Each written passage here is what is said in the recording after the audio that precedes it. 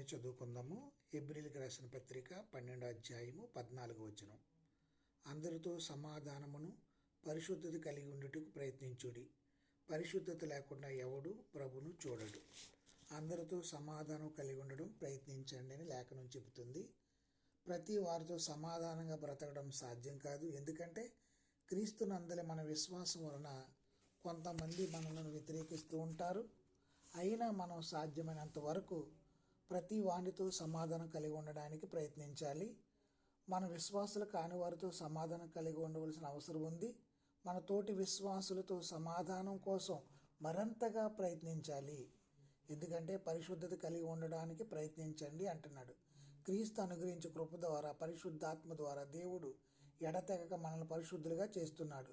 దానితో పాటు మనము కూడా పరిశుద్ధులుగా ఉండడానికి ప్రయత్నించాలి. దేవునికి విధేయులు అవడం ద్వారా మనం పరిశుద్ధులు కాగలం.